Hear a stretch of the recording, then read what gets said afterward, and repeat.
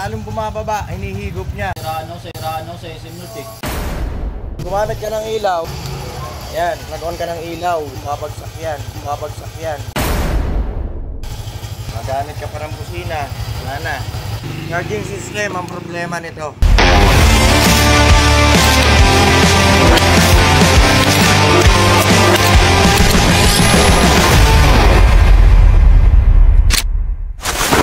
Kumbaga alam niya lang din dito, kaya hanggang dito tinulak niya ako. Tinasiraan? Tinulak ka niya. Alas 7, nandito na ako. Iniwan ko na lang muna yung... Ngayon, pinutol natin to, full weight natin. Tignan nyo yung pagkakaiba ng charging mamaya kapag nagawa na natin. Problema ni Idol, lobat. Kailan pa yung battery mo, Paps? Kahapon lang. Lobat na agad ngayon. Bakit ganon? Checkin natin, ang ganda pa naman ng battery mo. Bagsak, 11. Kasi maandar naman, no? Ang problema,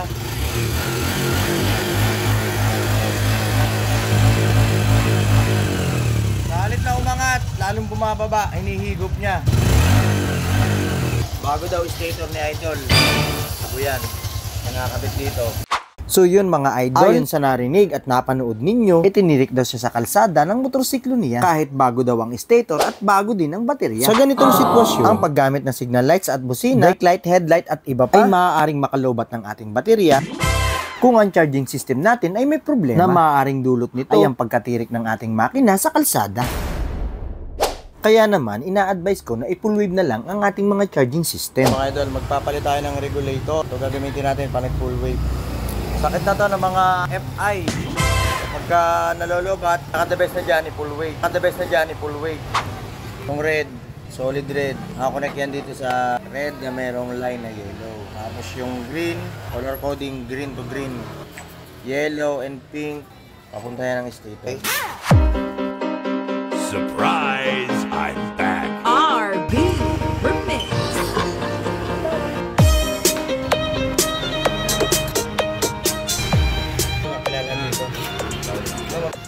Ang voltmeter na matanda na. Kalbo na nga may-ari nito eh.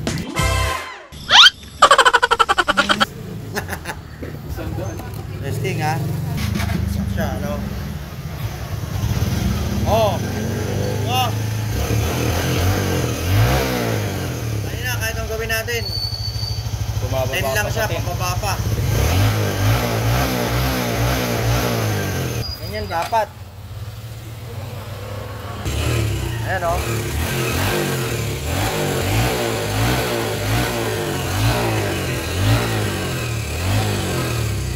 Pababa na konti yan. Pag pumilit ka, kailangan na angat yan. Alright. Gumana na agad po start mo. Oh. Gumana na agad po start. Bilis kumarka, no? At kung umabot ka sa punto ng bidyong ito, kung natuwa at may natutunan ka, aba paki-like and share naman at paki-follow na rin para masaya. Big shoutout nga para sa mga idol ko na palaging nanonood.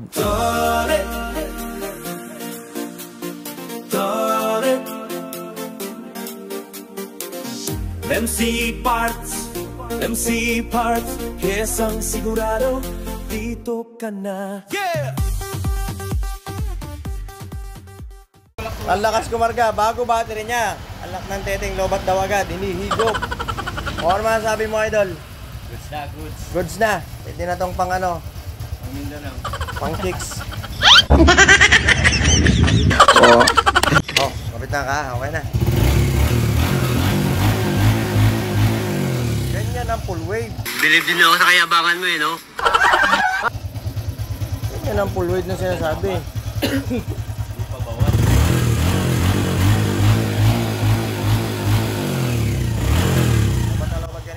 Mag-push start. Natin uli. Mag-push start. Oh, okay na. Oh, gana na lahat. Ayun na, ayaw eh. Ayun nga, tinulak ito mga idol. Itinirik siya kasi nalobat. Thank you, Pap. Sige.